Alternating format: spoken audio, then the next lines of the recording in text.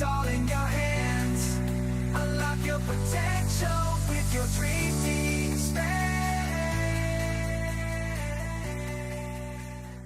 Hello, everybody. Welcome back to tonight's edition of My Thursday. And this is tonight's session is how to boost your productivity with AI tools. There'll be some demos on specific tasks that you can do much faster and higher levels of quality. There'll be tips and tricks from a power user, and we have our power user here on the screen. We'll be introducing him in a moment.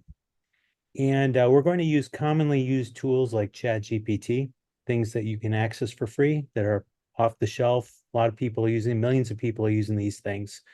So we're going to focus on those because everyone can access them and they have very broad applicability. And our My Thursdays are brought to you by Kathy Fun Fitness, the nonprofit that brings health, happiness, and fitness to, I think it's over 600,000 people to date have participated in those sessions. They occur every day. And then MyT Coach is a coaching platform where professionals and executives can build their own board of directors to help them overcome long-term or immediate challenges and develop new skills. And we're partnered with the Alliance for Impact, which is a large community of Chinese Americans that cover a broad range of things, everything from cooking to leadership to family, family happiness, all kinds of topics. And then Dragon Eagle TV, which is a YouTube channel that serves the Asian American community. And MyT Coach, it's a platform with a gallery of coaches, and people can go in and they can pick and choose which coaches they engage with to meet different needs. Some are very skilled coaches in helping you plan your career, identify where you should be going, what steps to take to change your career or move up the ladder or to become, better at what you're doing. Other coaches are more like mentors. If you're having a difficult time, you need to speak to someone who's been an executive, perhaps from your industry, perhaps from your function. We have coaches like that that can, you can bounce ideas off your head or get suggestions from them. And then we have skill trainers, people who will teach you how to communicate more effectively, how to become more assertive, how to be more effective in interpersonal engagement with people or to do networking, right? So we have skill trainers as well. And you can go to MyT.coach. You can check out the gallery. And if you're interested, you can engage after that. Now, let me introduce our guest speaker, Paul Chang. He's a MPA professor at Cal State. He's also a professor at Vanguard University in Orange County. He's a government leader, so he works full-time in the government, working on some very important tasks related to human trafficking and labor, and I'll let him explain that in greater detail. And he's also an innovation advocate. So he's a person in government that other leaders within government and also within academia, they look to him for suggestions and to see how they can boost their productivity because he loves to figure out all kinds of new ways to use tools. So now that I've just done a very, very like Cliff Notes introduction of Paul, let me have Paul introduce himself. Paul? Thank you so much, Mark, and thank you for having me. And just a pleasure and honor to be here with everybody. Uh, my name is Paul Chang. I came to the United States when I was 5 years old. I'm from Beijing, China, and I grew up here and in the San Gabriel Valley in Monterey Park. And what I do is mainly I've been with the United States federal government for 30 years. And in that 30 years, I've done a variety of things, mostly 15 of which was at the investigator rank. And then I was the first Chinese American to be promoted in my agency to be an assistant district director. I also worked with the White House Initiative on Asian Americans, Native Hawaiians, and Pacific Islanders Regional Network, and that agency promotes collaborative efforts between all 450 federal agencies in the executive branch to work together on issues affecting the A and NHPI communities. So that is in a nutshell about me and my government work. But I do teach, and I've spent the past 7 years teaching at the MPA program at Cal State LA, and another 3 years at Vanguard. And MPA, can you explain what that acronym means? Yes, the MPA program is a Master's in Public Administration. And this is usually a degree that people get to become management or executives in government agencies. It's like the MBA for the government side. That's correct. Perfect. We need that for sure. Now, Paul, why don't we start with one of your preferred applications of AI? Where do you want to start? Well, I have used AI in a variety of ways, but the most fun I've ever had with AI was actually using it as an interpretation tool. I always have problems when I talk to people. I will always have various folks that from the immigrant communities, from various immigrant communities.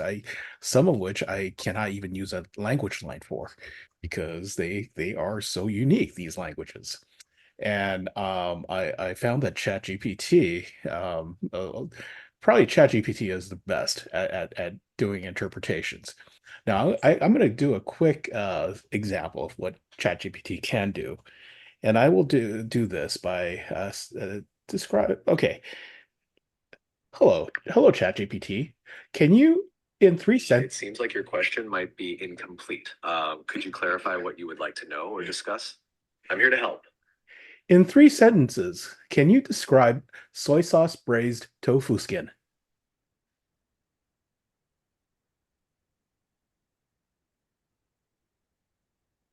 Soy sauce braised tofu skin is a savory dish made from tofu skin, which is simmered in a rich soy sauce-based broth until it absorbs the deep umami flavors. The tofu skin becomes tender yet retains a pleasant chewiness, making it a satisfying plant-based option. The dish often includes additional seasonings like ginger, garlic, and 5-spice powder to enhance its complexity. Now, can you interpret that into Mandarin Chinese, but speak it in a Beijinger dialect?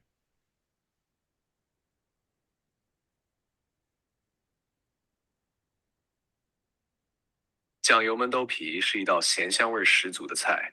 豆皮在酱油汤汁里慢慢炖煮，吸收了浓郁的鲜味儿。炖好之后，豆皮变得软嫩，但还带着一点嚼劲儿，非常适合素食的选择。一般还会加上姜、蒜和味道的层次。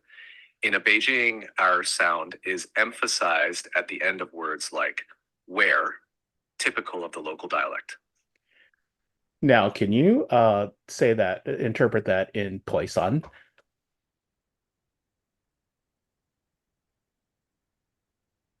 It seems like you might be referring to patois rather than poisson. Patois typically refers to various Creole languages or dialects spoken. Creole. Okay, but you can understand. You can see what it can actually do is it can actually take on more than just popular interpretations or popular dialects. It could actually go, let's say, if I needed to have that interpreted into Quiche, for example, in a Guatemalan an indigenous language, it can help me do that. It's instead of, because my language line usually can only interpret Spanish. But if I need these unique indigenous languages, which many of the people that I serve come from, this is probably the only thing that I can rely on to carry a conversation until I find a interpreter. So you can sit across the table from someone who doesn't speak your language very well. Once you figure out what language they're speaking, then you can request your ChatGPT to translate what you say into their language. Is that right? That's correct. Let's say, for example, I'll say this in Mandarin Chinese. And 你好，我的名字叫张克成。我是教书在Cal State 洛杉矶。can you interpret that into? Nice to meet you, Professor John K. Chen. How can I assist you today? Now, can you interpret what I just said in Mandarin into English, please? Certainly. What you said in English is, hello, my name is John Ketchen, and I am a professor at Cal State, Los Angeles. That is how this chat GPT can. Now, what language did I use? You used English. The statement, hello, my name is John Ketchen, and I'm a professor at Cal State, Los Angeles, is in English. How about the original, the source language? The original statement you provided, hello, my name is Jean Ketchen, and I am a professor at Cal State, Los Angeles, was in English. There was Okay. no other source language mentioned before that. So you gotta. Could you clarify if you intended to use a different language initially? Hey, Paul, Yes. we have a question from one of the audience. They don't know how to make their ChatGPT do what you're doing. Do you have a few simple ways the audience can train their ChatGPT to do this real-time translation for them? Oh, absolutely. You go into the chat GPT. Let's see here. Let me see. Yeah. I might have to. Let me see if I can undo my background. Blur background or. I saw it there for a second. Yeah, bring it closer. Yeah, there. Okay, a little closer. Yeah, let me see if I There it can. is. There it is. I see it now. Okay. Okay, see that little button right here? Oh That yeah, the headphones. headphones. Yep. Okay. What do you do with that? Okay. Now just make sure you hit the headphone. Oh, okay. Oh yeah. Now it's listening. I got it.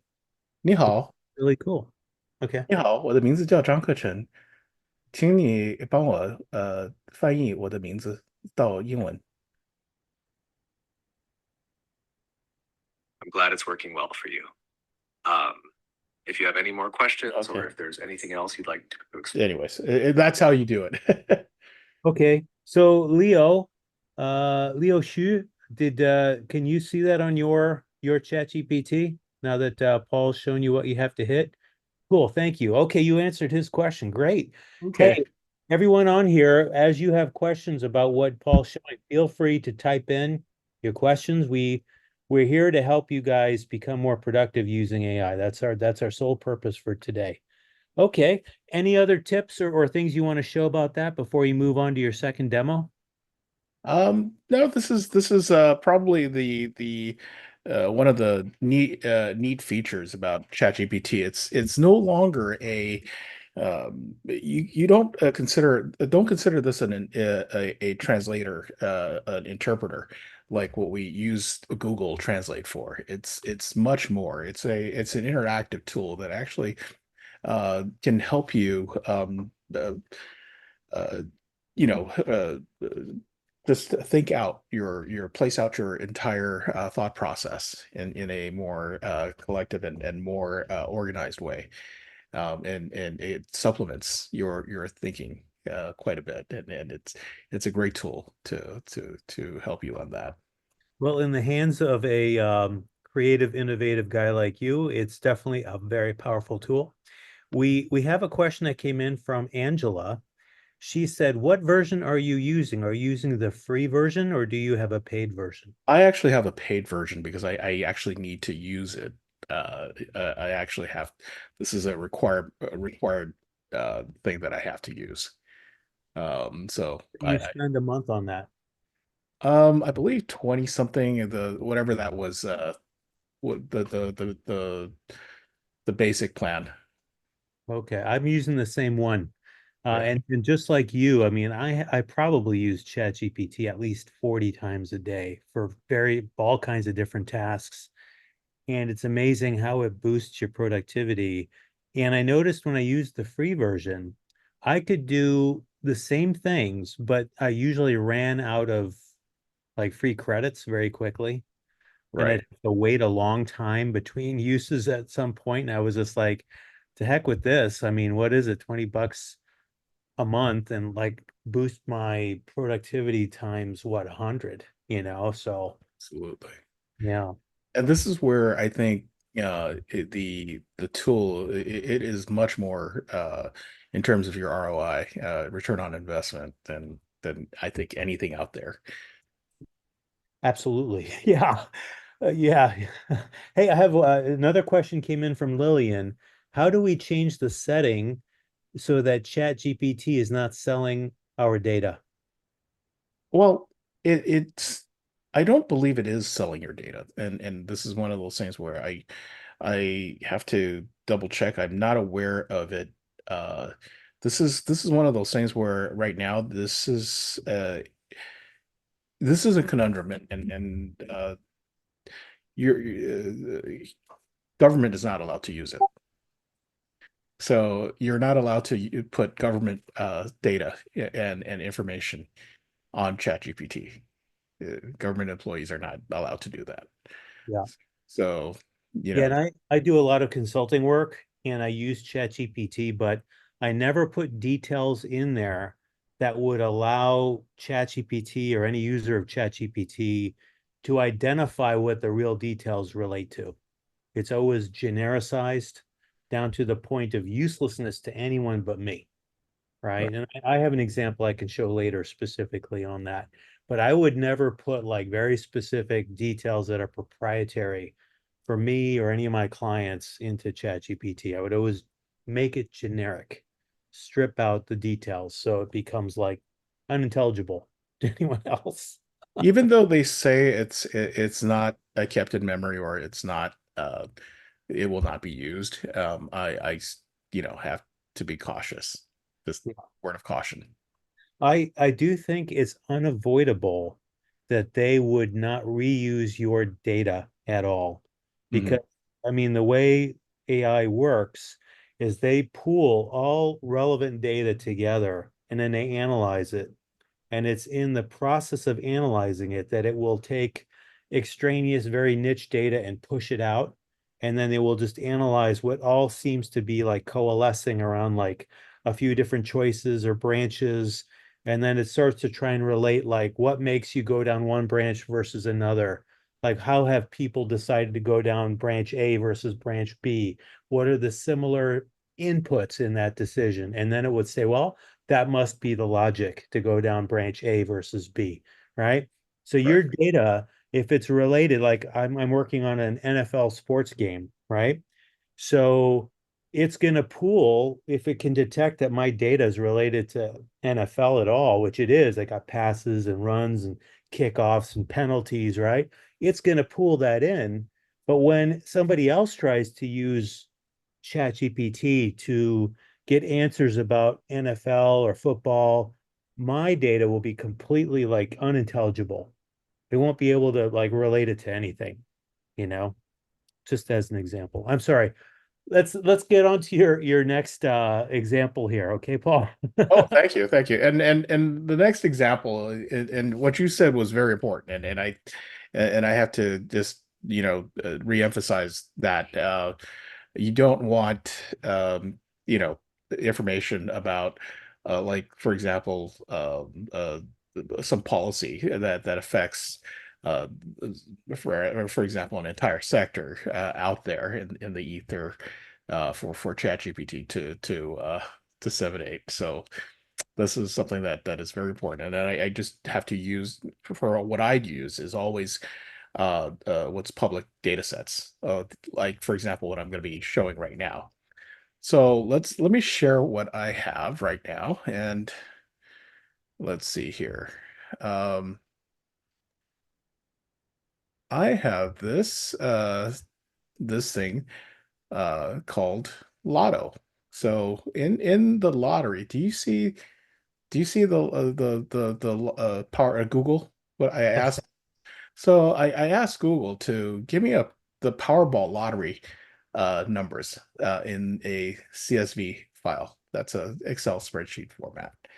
And the first one is actually data.gov. This is your federal government does keep track of the winning lotto numbers, just in case you have one of those winning lotto tickets that you have not cashed. So it is right here, and it is down. You can download that, and what I did was download that and put it into a file called the lotto.csv file, and I created a folder called in C drive and in Lotto folder.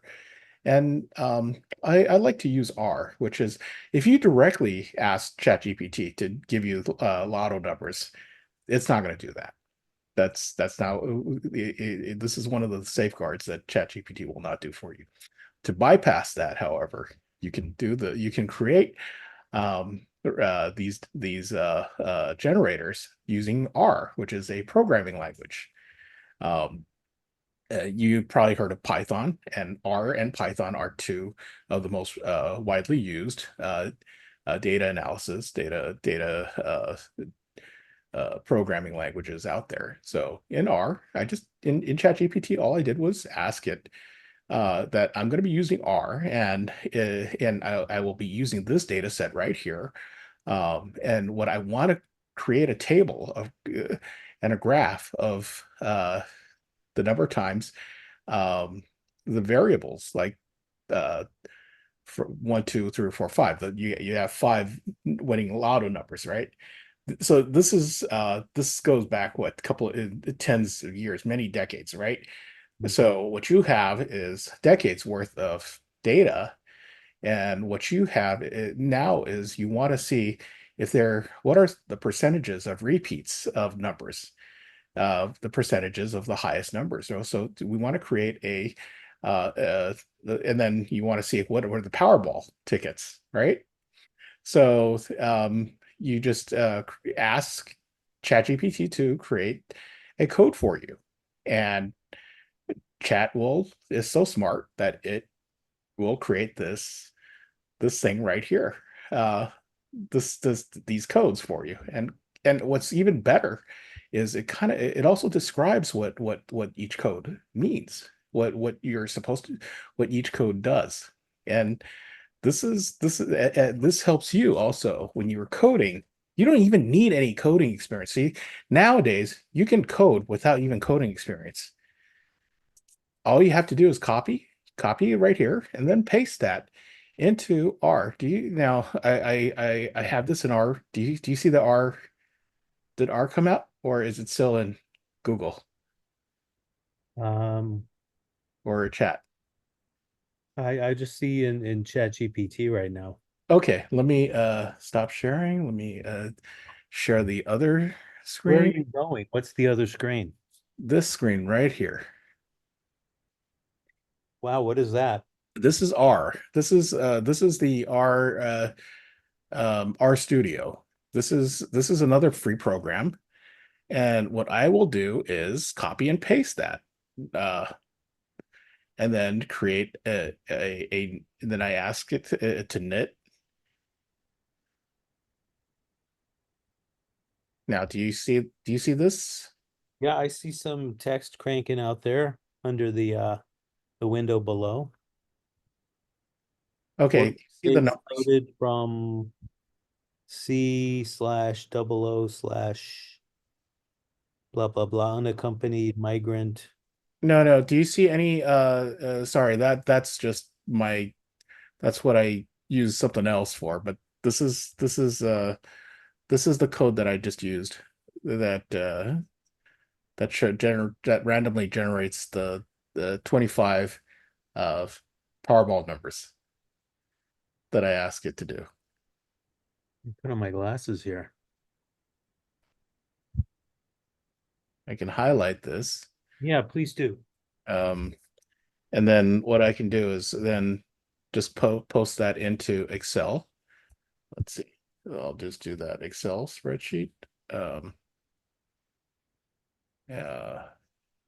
I see. Generate 25 sets of numbers. Do not set seed for varying results each time. I see. So how are you going to get to what result are you trying to get to, and how are you going to get there? So I asked to randomly generate, pick the top 20. So here's what I did. I wanted to extract the top 20 numbers, for the fourth and fifth positions, right? Hmm. That the top 20 numbers that shows up most often in all the data sets combined. Hmm. So I want to get top 20 and then randomly choose from that top 20 universe. Okay. And but for only two numbers. Then for the remainder three, I will use totally randomly generated numbers. Does that make sense? So what are you trying to accomplish with the analysis? So I want to use uh, two of the numbers that I want to use for my random generator, my random number generator, as something that repeats itself. The most repeated numbers in the past decade or so of lottery winnings. Um, I want to generate using the most repeated numbers, uh, the 20 most repeated numbers in the whole entire universe. So there's there's like 60 some odd numbers. I only want 20 of those numbers that are most repeated in the past decade or so. So you're trying to improve your odds by analyzing if there's some kind of a bias in the system that picks 20 more than it picks the other 40, right? That's correct. And this is almost like playing the roulette wheel and you see the thing up and down. So it's that's what I was thinking about uh doing. This is something that I just, thought about probably in less than an hour. So can you show what the output looks like? What are the recommended numbers? Yes. So every time you click that, you knit that and it will generate random numbers. So let's say, for example, this I'll just copy and paste. Uh, let's see here. I'll share my screen. Uh, share the You'll see the now now do you see the Excel spreadsheet?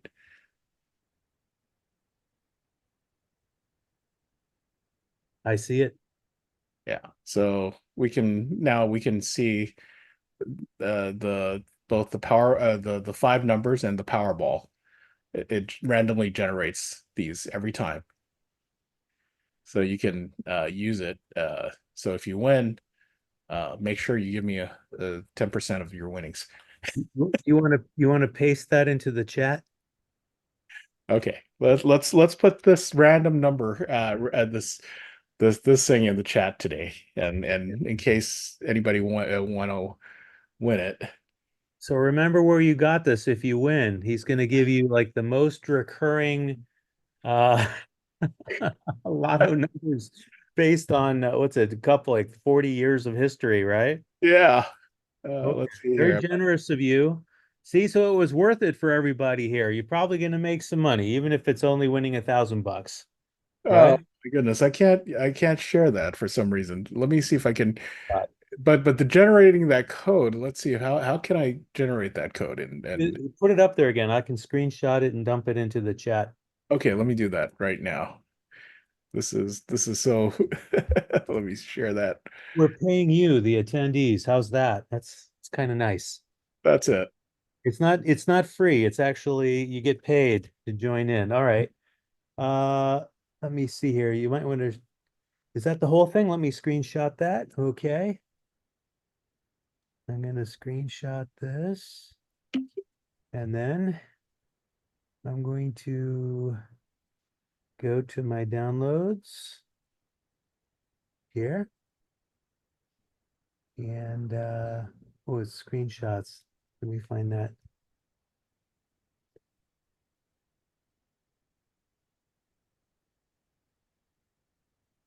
Oh, here it is.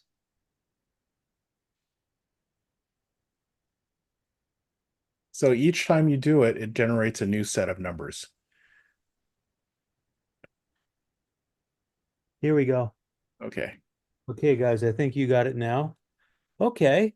Well, that was a really cool example. Let's go over to our third example. Mm-hmm. This is one of mine. And so I've been working in a very specialized space most of my career as an executive, running third-party developer programs, which are what companies with software platforms offer to attract third-party software developers to create apps and services on top of their platform. So companies like Amazon and Google and Apple and Microsoft, I mean, they've been doing this for decades. And there's hardly a tech company in the world now that doesn't have some form of this kind of engagement program in order to scale their business, right?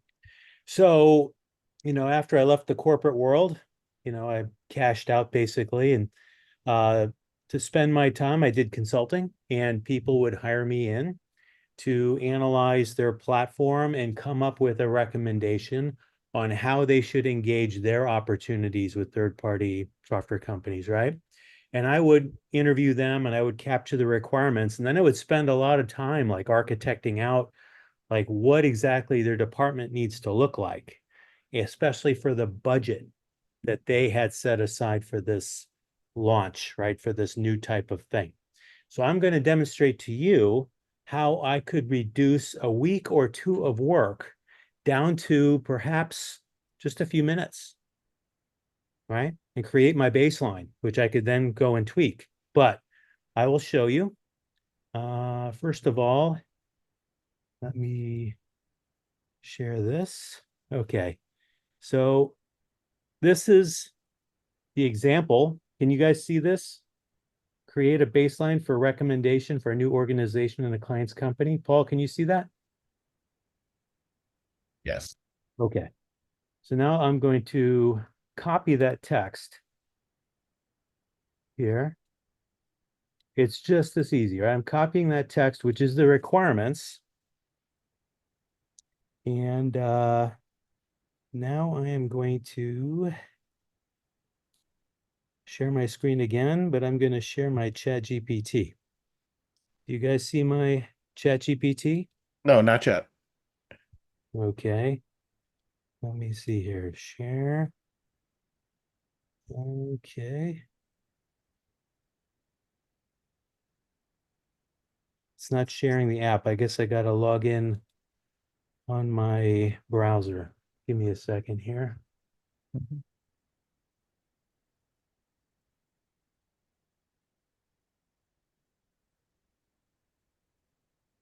Okay, now we'll try this.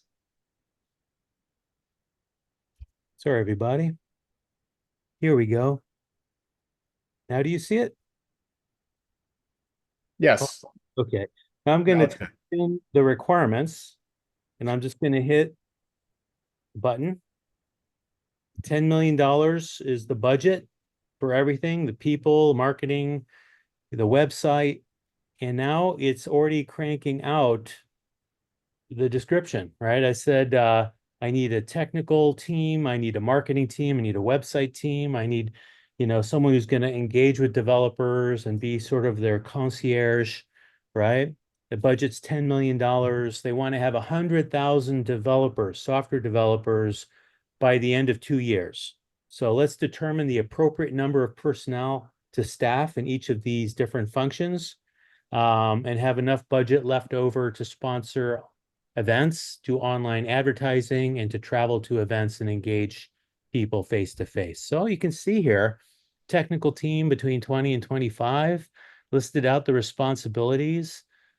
It describes the marketing team, 15 to 20 people, developer engagement team, that's the concierge function, 15 to 20, sales and licensing team, 10 to 15, administrative and support, something I didn't even ask for, right? 5 to 10. You see, and I would have spent my time like sort of detailing this out and trying to gauge, all right, for the requirements, how to spread that money, across the different functions. How many people does that turn out to be? And what responsibilities go into the buckets? Who HR is going to have to go look for in hiring those people? And I would take this in now if I was doing these kinds of projects, I would start this way, and then I would come in and overlay and tweak these descriptions and, maybe modify some teams because they already have similar roles in the corporate organization. So I could reduce some of the numbers in my developer support organization because they have technical support in the product teams that I can leverage, for example, right? And maybe they have a strong corporate marketing team, so I don't need as many dedicated marketing folks in this new organization, right? So I would apply my experience and my subject matter expertise on top of what ChatGPT did for me in just like 2 minutes, right? It's amazing. Okay, so Shan, you raised your hand. Do you want to type in a question here I can answer? Shan, you raised your hand? No? Okay.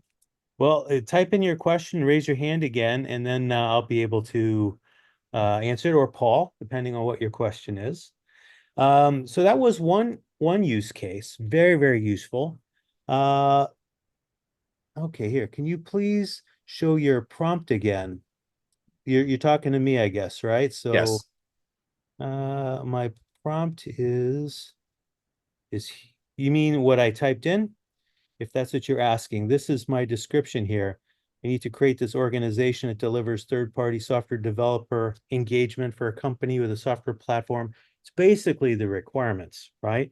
So now if I was a manager, maybe I think a lot of you are not in this particular field. It's quite specialized function only for tech companies primarily, right? Some product companies, but really, platform companies. But you could use a similar approach, like if you have to come up with a proposal for your management team about adding a new team in your organization to contribute an additional capability or competency for the company, you could take the requirements that you've collected from the different stakeholders, your boss, your peers, maybe your boss's stakeholders. You collect these requirements and do it like this little description here. This is what you see, these 2 paragraphs, right? I would take those requirements as a starting point, especially any constraints, like budgetary constraints, or any goals, like you got to hit 1,000 of something within 6 months, or you got to launch it within 3 months. Like how many personnel would you need? What would their functions be? I would then paste that into ChatGPT and create your starting point. And you will have jumped ahead like weeks, maybe a month. It will cut out of your planning time. And then you can start going back to your stakeholders with the plan that ChatGPT has created. You can tweak it first. Anything you know is a non-starter, anything you think needs to be tailored that the ChatGPT wouldn't know about your company or your industry, you can massage it first, and then go back to stakeholders and say, hey, this is what I'm coming up with here that reflects your needs, your requirement. How does that sound? What should I add? What should I modify? Or do you give me the thumbs up, right? And you can go around to each of the stakeholders and just tighten up what this plan is, and then put it into a presentation, and then call your meeting and say, here it is. Here's my plan, right? Just within a couple weeks. Let's see. Now I'm going to stop sharing this so we can go to another example. Paul, do you have any other example you want to share? I have a few others, but if you have one you want to share. Oh, no. I think this is great because I think this is I think your next one I'd like to comment more. Okay. Yeah, Okay. please. The game design one? Yes, please. Okay. So one of the things I do is I've been working in game design since I was in high school. So when I sold my first game designs was as a junior in high school. And I didn't end up going into software game design. Mine were board games, right? But that's because there weren't any computers around back then. But in any case, I've kept my hand in it, and I've worked with a lot of software developers in my time working on software platforms, right? Game developers that want to work on mobile devices or on websites. That's just been exploding. And so I've worked with thousands of companies like that. And usually, since they were under my patronage, they would present games to our organization, and I would give them ideas, right? And that's what I love to do. So, like, there's this one game I've been working with some founders on for a long time, and they've gone through some beta testing. It's like an NFL football game, right? Going after guys primarily who really know football and they love football, and this would be just, it's going to be a really great game for them. But the key thing is they wanted it to be accurate. They didn't want it to be like Madden football, which is like you score 70 points in a game. That would just like, they'd say, this is bullcrap. You know, this game does not reflect reality, right? So you have to get a lot of things right, like the balance of passing and running, the rewards and the risk, the penalties, the kickoffs, right? How many breakaway touchdowns? So we did some beta testing on an earlier one from like 6 months ago. So I can show you this old data. And so let's get into this, okay? Here we are. So you guys see I uploaded the play outcomes, and I'm going to ask, how does the rewards for calling a pass play compare to the rewards to calling a pass play in an NFL game? So you notice the way I type the questions, it's very specific, right? Because otherwise I get garbage out, right? So how do the rewards for calling a pass play in this data set compared to rewards for calling a pass play in the NFL games, right? So now it's analyzing. Oh, unable to display visualization. That's okay. You don't need to see it. See, now it's analyzing. Data set contains play outcomes with various attributes, number of yards, blah, blah, blah.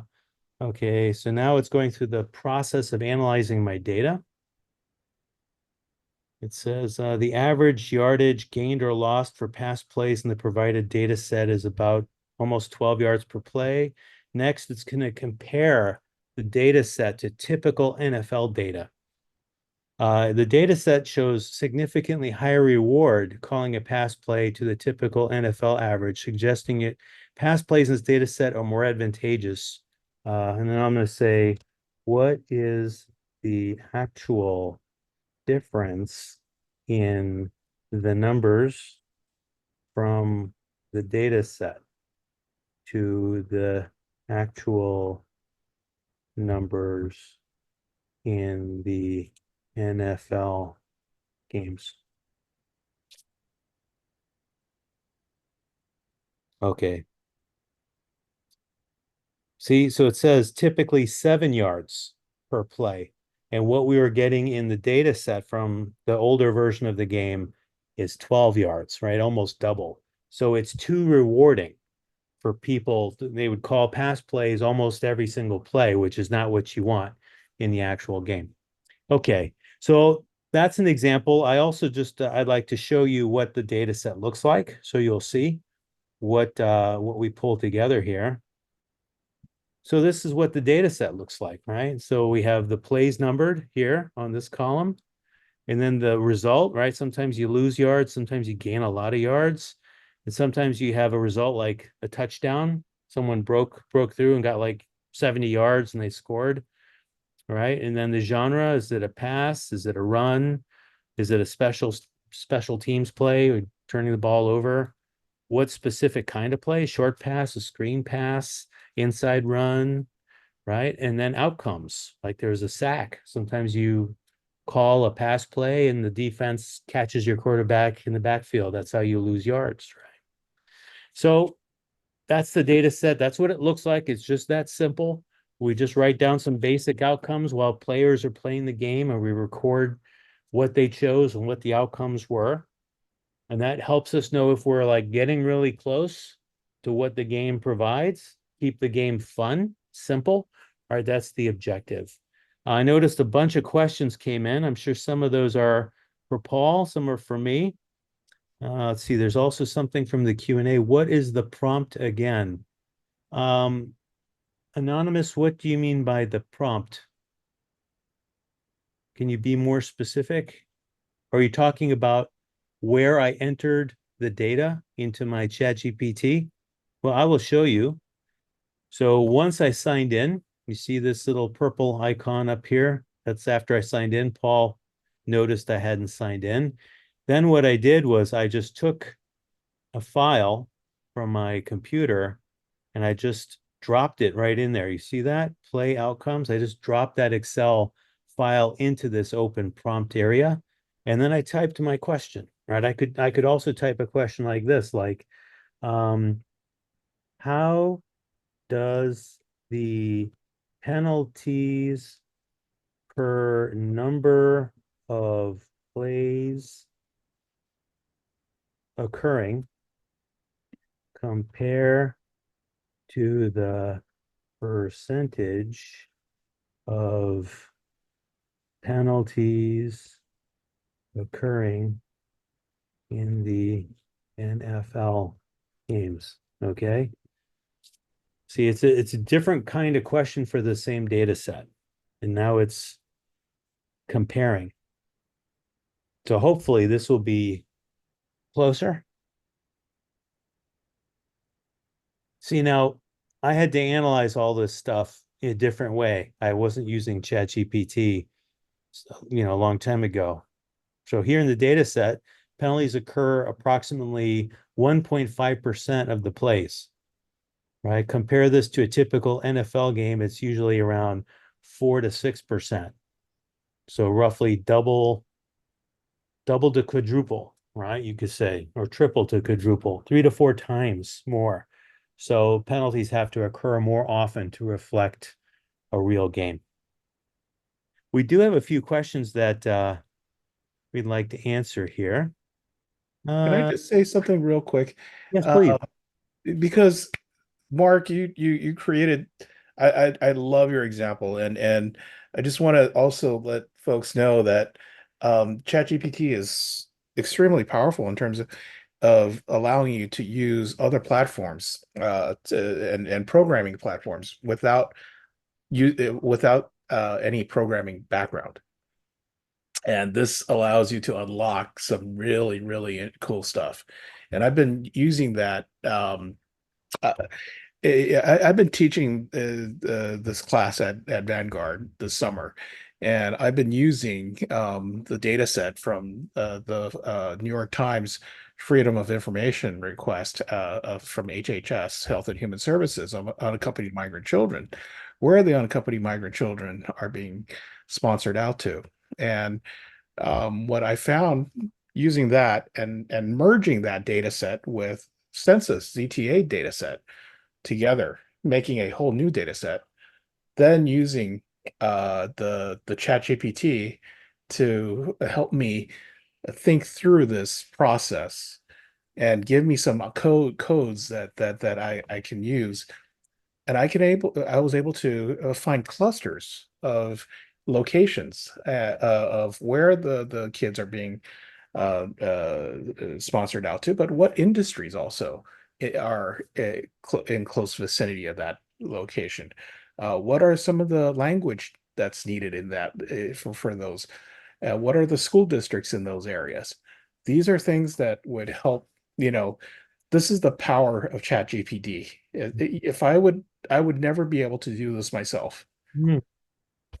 I know. It's like we multiply ourselves by being able to offload basic heavy lifting type of analysis, searching, processing, structuring, and then you get to take that, it's like a baseline, and you get to add your very specific knowledge and experience on top. Hey, Ping Wu, this is MyThursday from MyT Coach.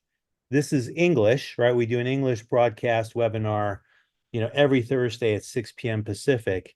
We also have a Chinese version, which is on Tuesdays, MyThursday. So, Ping, if you ever wanted to perhaps give a talk about AI tools or something like that in Chinese, I could introduce you to the host that runs that section. If you're interested, right? You can contact me offline. We do have a question from Angela. Microsoft Copilot claims to use ChatGPT 4 for free, but I found Copilot's answers are not as good as ChatGPT's. What is your opinion of Copilot? I You would have- have to say Copilot is probably using the free I know it says it's the paid version. They say they claim it's the paid version, but I still have problems using Copilot as well. The latest 4.0 is probably you know, it could be using the legacy 4 version. If you go to the ChatGPT, you don't see 3.5 anymore. You see the 4.0 free version, you see the 4.0 paid version, and then you see the legacy 4. It might be using the legacy 4. Oh, Shiana has her hands raised. Oh, okay. If you look at my screen, hang on one second. If you look at my screen here, Mhm. you're going to see QR codes. Marion, you wanted to know if there's a recording. So you can follow Mighty on LinkedIn, and I will in a week we will get this loaded onto YouTube. And then if you're following Mighty.Coach on LinkedIn, you'll see a notice there. And it'll say, recording of Thursday session with Paul Chang on boosting productivity with AI is now live on YouTube, and you can go there. Okay. And I'm following you, Mark. What's that? I'm following you right now. I'm just trying to I'm doing the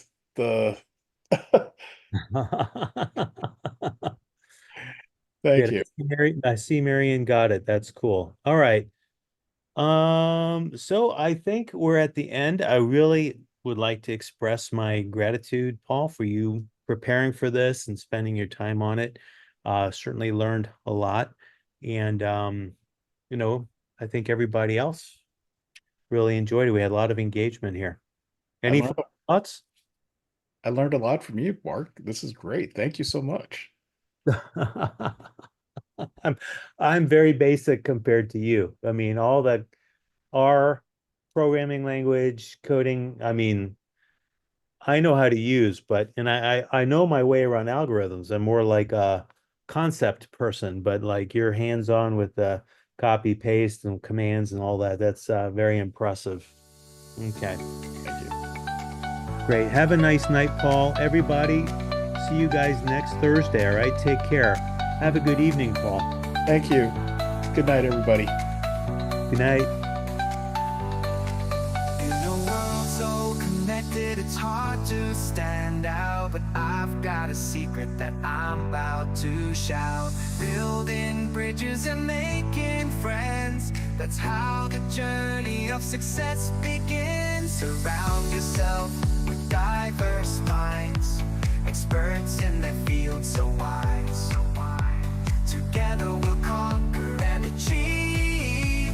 Customize your growth, there's nothing you can't conceive. Build your network, reach for the stars. Professional adventures taking you far. Communication and leadership, it's all in your hands. Unlock your potential with your dream team.